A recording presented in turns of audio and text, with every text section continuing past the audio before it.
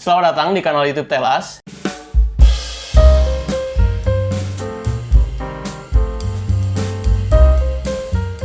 Dan pada seri konten Binal, Bincang Pengalaman kali ini, kita udah kedatangan narasumber yang sebenarnya sama juga sih kayak episode kemarin, temen sendiri. Cuman kali ini kita udah bersama Hanan, teman sekelas di iPulse Angkatan 2020. Yang unik adalah, si Hanan ini ngambil kesempatan exchange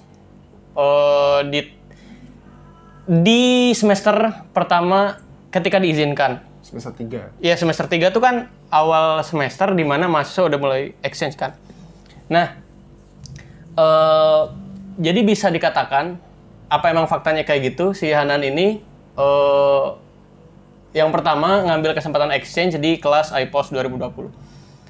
Dan waktu itu di kampus ini kan, Universitas Pompeu Fabra di Barcelona. Apa yang bikin kau milih buat satu, kenapa kau pilih Spanyol? Dua, kenapa kau pilih Universitas Pompeu Fabra? Mungkin kalau alasan kenapa aku milih Spanyol ya, itu ceritanya panjang banget sih. Itu mulanya dari aku suka nonton bola. Itu kapan? SMA berarti? Atau dari dulu bahkan? Nonton bola tuh udah dari SD. Oke, dari SD. Dari SD dulu suka Real Madrid. Terus, tapi datangnya ke Barcelona. Tapi mereka deketan kan Barcelona Madrid? Enggak, jauh. Oh, jauh? Jauh, 5 jam. Sama kayak Jakarta, Semarang lah. Tapi bukannya satu zona waktu? Satu zona waktu, tapi tetap aja jauh. Jakarta sama Semarang kan juga satu zona waktu, tapi beda. Oke. Beda provinsi. Itu di SD udah mulai suka bola, terus kepikiran buat kepikiran buat student exchange aja. Nggak kepikiran? Nggak kepikiran. Dari awal nggak kepikiran.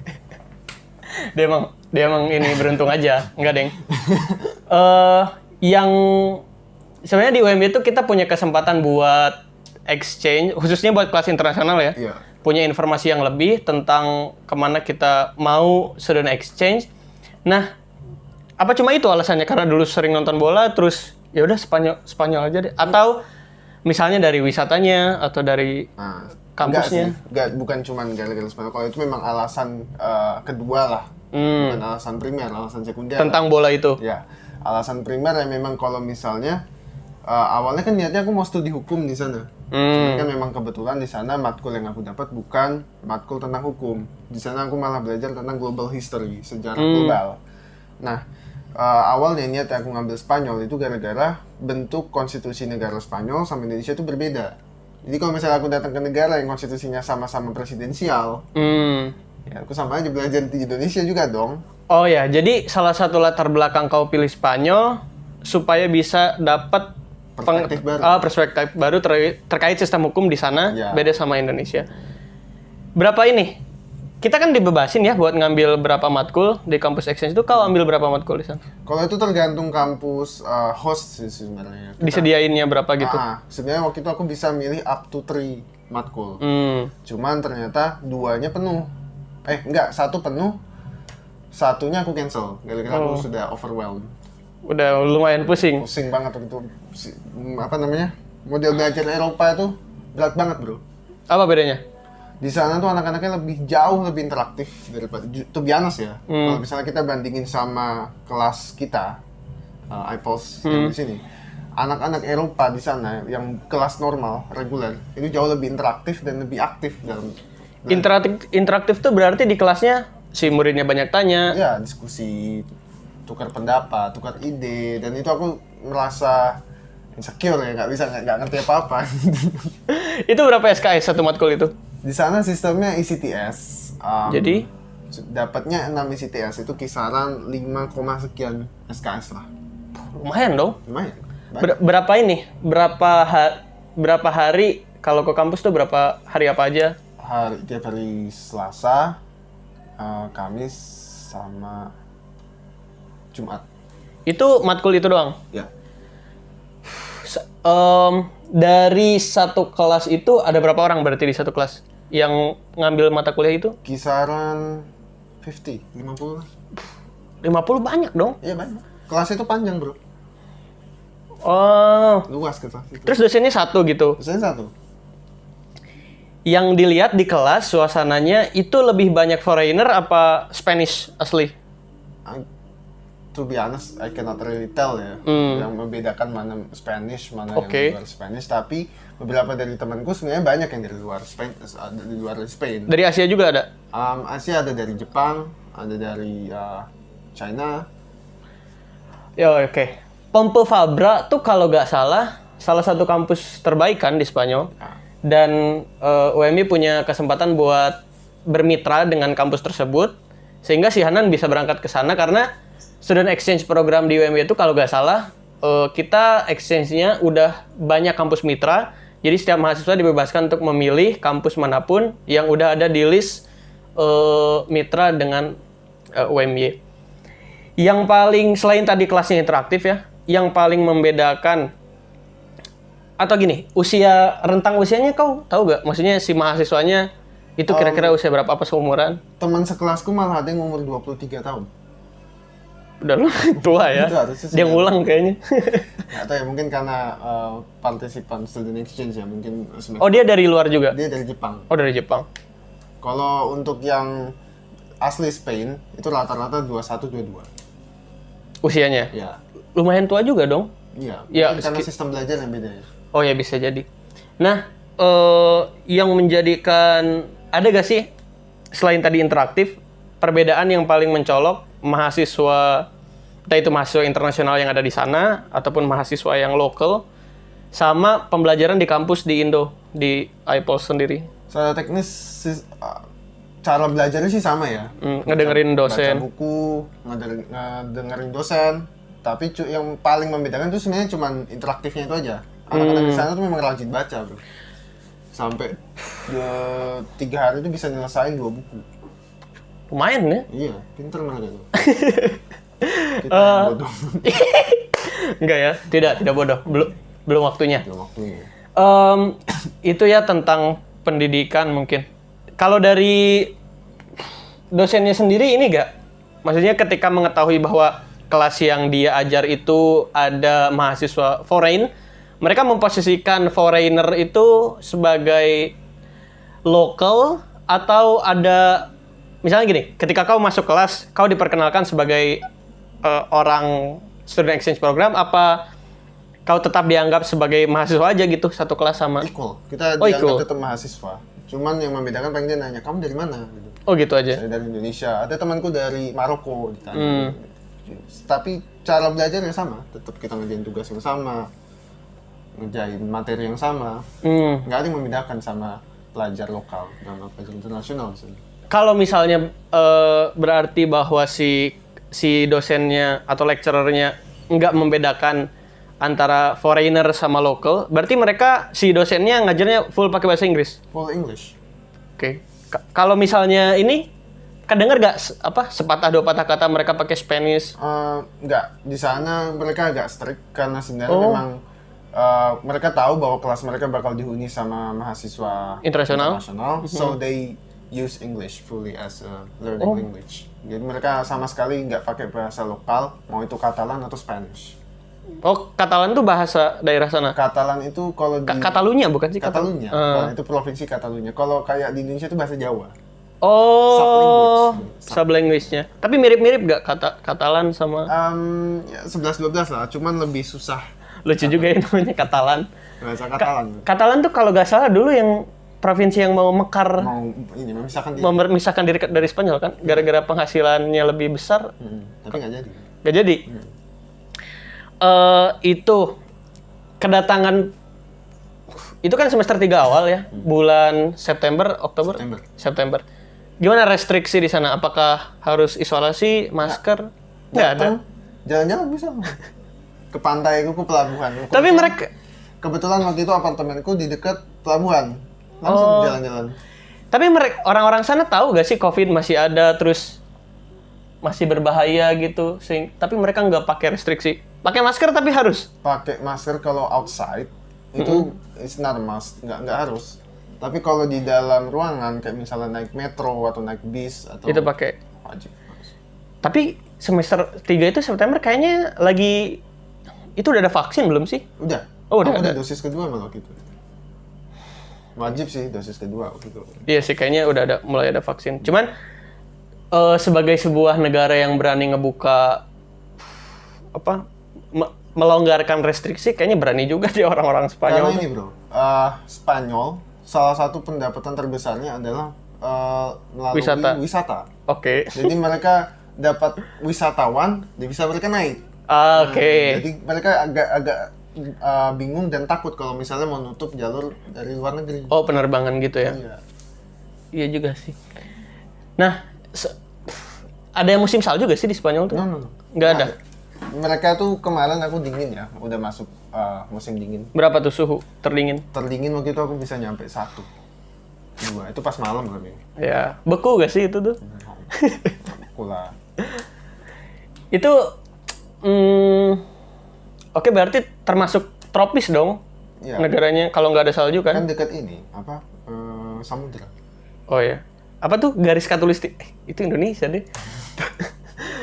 Kalau buat makanan itu ada culture shock gak? Apakah di sana makanannya kurang bumbu? Katanya kan kalau orang Indo keluar mereka sering bawa bon cabe, kecap, Indomie. Itu penting banget sih, Bang. Kau bawa juga? Bawa. Indomie aku bisa sampai 40 bungkus kemarin. Tapi boleh gak sih itu? Boleh. Maksudnya sama bandara? Boleh. Aku bawa rendang malah kemarin.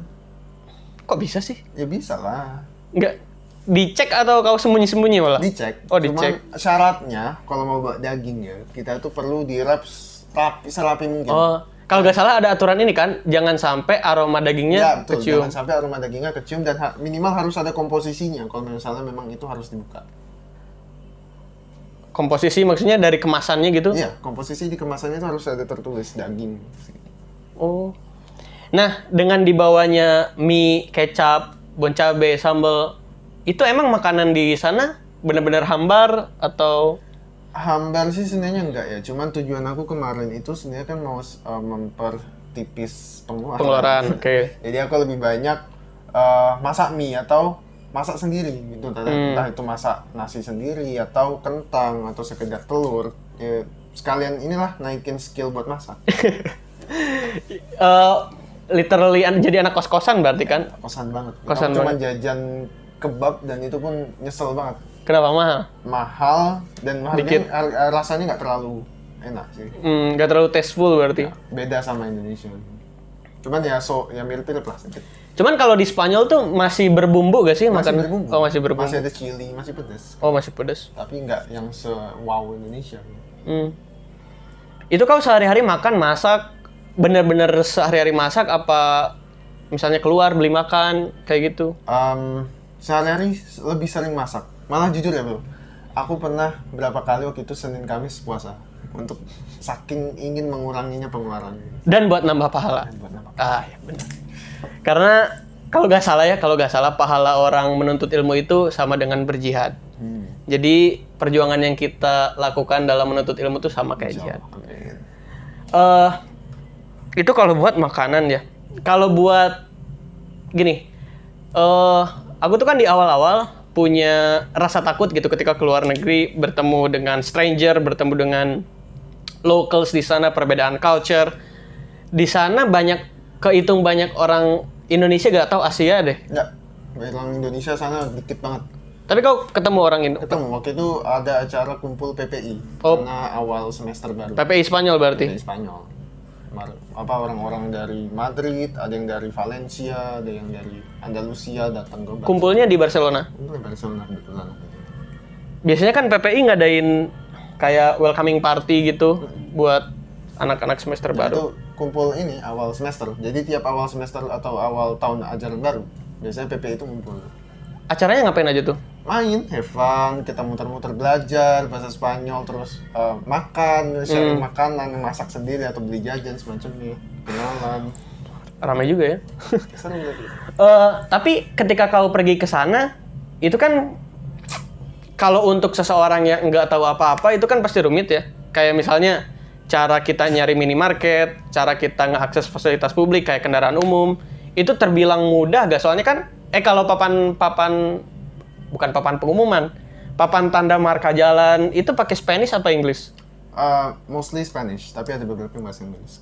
Yang paling umum itu yang pakai bahasa Spanyol itu ya kayak misalnya supermarket atau nama stasiun, bis gitu ya. Itu biasanya bahasa Spanyol. Keluar, exit. Tapi kok bisa ini mengenali itu? Maksudnya ketika pengen ke minimarket atau pengen naik kendaraan umum, itu kita minta bantuan sama orang Indonesia yang di sana kah? Atau sama lokal malah? Nah itu pentingnya kita bikin relasi sebelum datang. Oh. Jadi kebetulan ya, aku nggak waktu itu belum kenalan sama anak PPI. Ya, aku punya cutting yang sudah tinggal duluan di sana selama beberapa minggu. Oh, dari WMB juga? Dari WMB juga. Namanya Kak Zikri. Nah, dia itu partisipan program ISMA. Tahun 2000, batch 1 berarti ya? Batch 1. Dia di Universitas Pompeu Fabra juga. Nah, waktu itu kita mau kemana-mana itu untuk minggu pertama diiringin sama Kak Zikri, diajarin ini cara naik bis gini, nanti kamu beli di sini, terus beli tiketnya di sini, belanja di sini, harganya sekian. Oke. Nah, itu kan sebenarnya pertanyaan dari setiap orang atau mahasiswa yang mau exchange ya. Maksudnya ada rasa takut untuk pergi ke tempat baru, tinggal di sana selama beberapa bulan tanpa adanya orang yang mendampingi gitu. Cuman kalau misalnya ada orang yang bisa mendampingi dan duluan ke sana, itu bakal lebih memudahkan sih untuk kebutuhan mahasiswa. Kalau lingkungan kampus sendiri, itu fasilitasnya kayak misalnya lapangan atau ruang kelas, itu lebih fasilitatif, maksudnya lebih banyak fasilitasnya yang bisa digunakan selain di Indo. Kayak misalnya gym atau running, field. Kalau gym, waktu itu nggak tahu ya kan, karena aku nggak ke gym gitu. Mungkin kalau library ya, perpustakaan itu sana keren banget. Kamu nanti harus cek perpustakaan Universitas Pompeu Fabra, itu benar-benar keren banget. Salah satu perpustakaan terbaik di Spanyol. Oh. Nah, dan kalau fasilitas itu kayak misalnya AC atau proyektor tuh di sana memang benar-benar rapi dan benar-benar terjaga. Salah satunya adalah wifi. Wifi di sana itu kita punya masing-masing, sama kayak di WMB. Punya akun sendiri-sendiri. Dan kenceng banget, memang itu kenceng. Oke. 20 Mbps kalau bisa pakai download dong. Tapi kalau perpusnya itu nuansa perpusnya, kalau misalnya disebut sebagai perpus terbaik di Spanyol ya, itu nuansa perpusnya lebih ke kayak perpus tua apa lebih ke perpus modern? Nah, perpusnya sendiri itu sebenarnya underground. Oh, di bawah. Di bawah. Nah, kamu tahu nggak yang modelan stasiun lama yang dari batu bata yang kayak di film Harry Potter? Yang turun ke bawah itu? Ya, yang apa kayak tugu apa sih, kayak pokoknya dinding-dindingnya itu batu bata. Ah ya, ngerti. Nanti di situ kayak berjejer lemari. Pokoknya keren banget deh. Cek aja nanti di Google gambar. Keren banget, cuma nggak bisa jelasin. Dan kuno berarti kan? luas, ya kuno. Old. Cuman terawat. Terawat. Batunya bersih banget. Banyak mahasiswa ke sana. Banyak yang cuma numpang foto malah.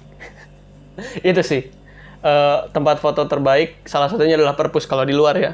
Karena perpusnya terawat, bersih dan rame sama mahasiswa. Nah,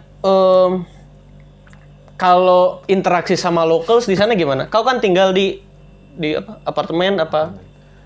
Kalau locals warga yang tinggal di apartemen yang sama kayak aku ya, sebenarnya nggak terlalu interaksi. Nggak terlalu. Tapi mereka tipe masyarakat yang nggak peduli apa pernah nanya nyapa atau gitu, atau mereka individual? Kalau bukan mencoba untuk menjudge ya, tapi biasanya yang memang kelihatan Spain, orang Spain asli Spanish itu mereka cenderung lebih nggak, yaudah mind your own business gitu. Oh, mereka nggak peduli gitu? Ya, mereka punya kehidupan sendiri. Tapi kalau misalnya kayak pendatang-pendatang juga seperti dari Pakistan, waktu itu kebanyakan pekerja supermarket di sana itu datangnya dari daerah sana, Pakistan. Dari Pakistan. Gitu-gitulah. Nah, mereka tuh nanya, kamu tuh dari mana? Gitu. Oh. Baru mereka yang lebih interaktif nanya ketimbang lokal yang Spanish. Bisa lah kita bedain mulai dari, aku takutnya rasis tapi nggak apa-apa, emang ada perbedaan fisik rasial kan antara Pakistan sama Spanish, jadi kita bisa ngelihatnya lebih jelas. Kalau misalnya Pakistan kan sedikit lebih, tau lah kalau modelan Arab tuh gitu. Nah, kalau Spanish tuh lebih ke putih bule lah, Eropa pada umumnya. Bentar, kalau misalnya banyak pegawai Pakistan di sana, makanan halal banyak juga. Oh, banyak juga. Banyak juga. Nah, aku beli kebab. Tapi makanan haram banyak juga. Banyak juga. Makanya aku juga kadang harus hati-hati. Kadang mereka yang nakalan itu masak satu tempat yang antara halal dan haram. Jadi kan disatuin gitu. Iya, satuin. Kita nggak tahu. Kalau seneng nggak sih ditanya sama Pakistan tuh kan sama-sama foreigner, maksudnya nggak berasal dari Indo. Cuman apa yang bikin mereka nanya kabar Maksudnya gara-gara apa gitu mereka? Apa mereka emang sering random aja nanya ke setiap buyer, ke setiap orang-orang? Apa mereka emang baik gitu si Kalau Pakistan? itu sebenarnya jujur kurang tahu ya, cuman kalau waktu itu aku memang langganan sih beli di supermarket. Oh, jadi jadi ketahuan ini orang ngapain dari mana nih datang ke sini terus? mukanya kan udah nggak kayak Spanish gitu loh. Kamu dari mana gitu? Pakai bahasa Inggris kan? Ya, bahasa Inggris.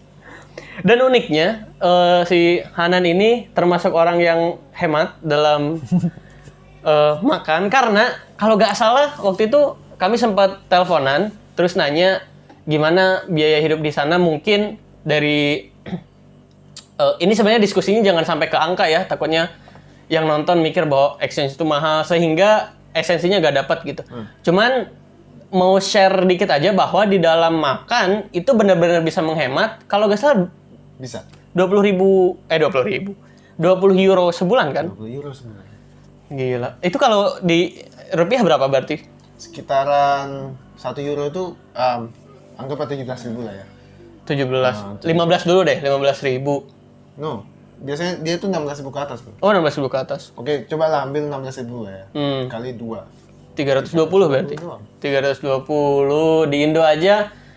Jangan di Indo, di Jogja aja makan motek tuh 17.000 satu kali makan. Iya, itu 17. pintaran kita aja sih.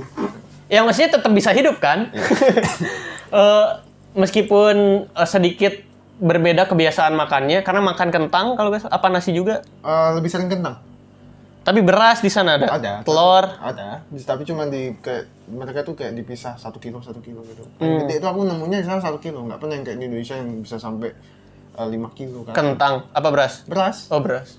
Berarti kau masak pakai apa penanak nasi gitu di sana? Iya. Goreng telur juga. Iya. Rice cooker waktu itu kebetulan dikasih. Sama siapa? Sama-sama pelajar, dia lagi nempuh S2. Indo juga bukan? Orang Indo. Oh. Cindo lah. Apa itu? Ya oke, orang Chinese yang pernah tinggal di Indo terus belajar di sana. Yes, dia baik banget, ramah banget. Dia itu waktu itu aku nyari rice cooker di mana kan mau beli waktu itu harganya mahal. Maksudnya satu kompleks sama apartemenmu apa beda? Nah, beda, udah beda kampus malah. Terus dia kenal kau? Dari PPI. Oh, dari PPI. Nah. Kau curhat gitu pengen beli. Enggak, aku nanya di grup. Kira-kira mau beli rice cooker tuh di mana ya? Soalnya aku ngecek tuh harganya bisa sampai 30 euro, 50 euro, mahal. Enggak, jadi berarti meskipun kau cuma student exchange program partisipan di sana, tetap masuk grup PPI? Tetap. Oke. PPI itu welcome banget tuh buat semua pelajar Indonesia yang belajar Di luar sana. Itu justru mereka tuh biar bisa tahu kalau ada kamu di sana dan kamu tuh bisa diprotek gitu loh. Kalau misalnya ada apa-apa, butuh bantuan apa-apa, kita sama-sama orang Indo kok gitu loh. Jadi kita yuk bareng gitu loh. Itu rice cooker dikasih literally nih gitu. Dikasih gratis. Gini, jadi aku mau beli tuh awalnya. Dia nawarin harga kalau nggak salah seingatku ya 10 euro. Oh ya, supaya kau beli gitu. Iya. Terus waktu itu oke, Mas, aku beli deh gitu, deal. Nah pas aku nanya kondisi barang-barang bla bla bla segala macam, akhirnya dia jawab, yaudah deh bro, ambil aja gratis. Baik banget gitu, maksudnya itu ketolong banget untuk sebuah rice cooker kecil, single ini loh, single portion untuk satu orang aja. Cukup sih. Cukup banget itu. Iya sih, bakal adanya PPI itu pasti bakal ngebantu banget mahasiswa, apalagi yang belum pernah punya experience ke luar negeri ataupun kuliah di luar negeri.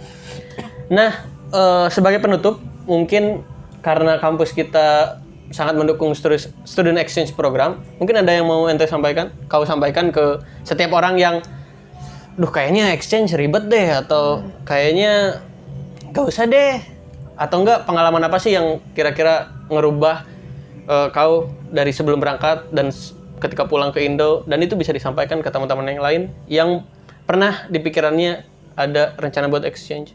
Jangan takut exchange sih. Aku cuma bilang, jangan takut dan jangan meragukan diri sendiri. Kadang-kadang teman-teman ya yang aku kenal tuh, aku tanya, kapan kamu mau exchange? Karena kita kan wajib ya 1 kali minimal. Iya betul. Nah, kapan kamu mau exchange? Pasti mereka ngomong, TOEFL-ku belum siap, TOEFL-ku ini belum. Alasannya memang TOEFL. Nah, aku tuh cuma mau mendorong mereka supaya mereka tuh mau lebih semangat, especially dalam TOEFL ya, untuk belajar dan pushing, karena itu tuh ini banget bro, beneficial banget. Exchange tuh. Exchange-nya itu benar-benar memberikan benefit yang banget gitu loh. bisa hidup mandiri, mengatur keuangan, memberanikan diri tinggal di satu tempat yang bahkan kita nggak pernah tahu, kita nggak pernah berada di sana gitu loh, dan sendirian gitu. Iya sih.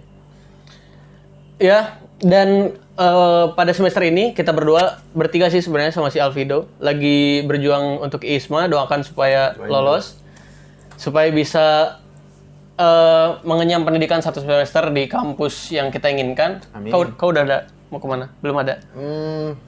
Nanti lah ya. Oke, itu aja buat video kali ini. Terima kasih Hanan sudah bersedia ditanya-tanya.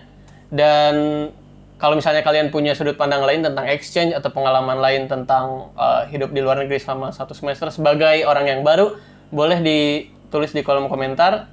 Dan boleh juga buat share video ini ke teman-teman yang kalian kira bakal butuh informasi terkait exchange, khususnya di Spanyol di Universitas Pompeu Fabra.